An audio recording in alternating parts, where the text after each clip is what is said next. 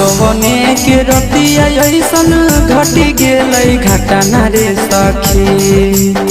गवने के रतिया ऐसन घटी गेलै घटना रे सखी।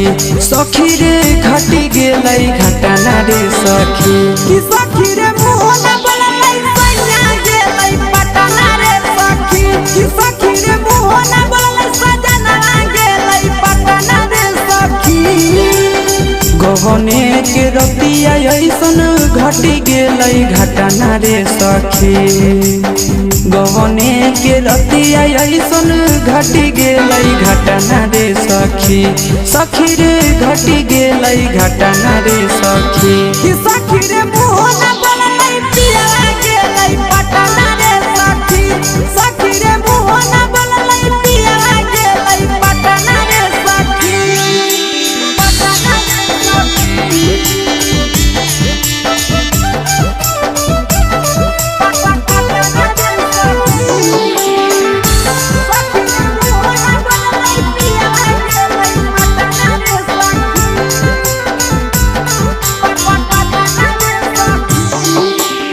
तनियो नहीं डोललै सखी पियावा के मन रे।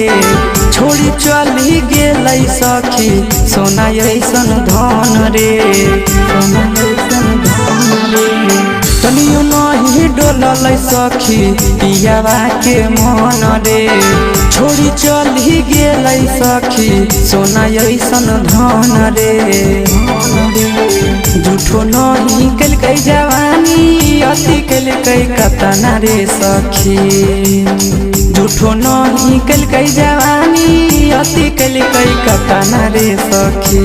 सखी रे अति कलकै कतना रे सखी। कि सखी रे मुँह न बोललै सजना गेलै पटना रे सखी। कि सखी रे मुँह न बोललै पाहुना गेलै पटना रे सखी।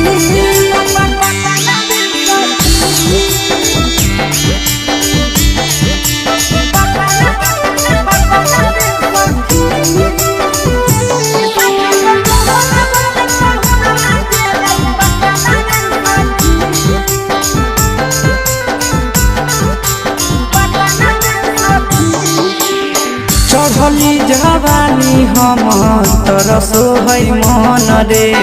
तनियो नहीं मोहलै सखी मिथल सनंदन रे।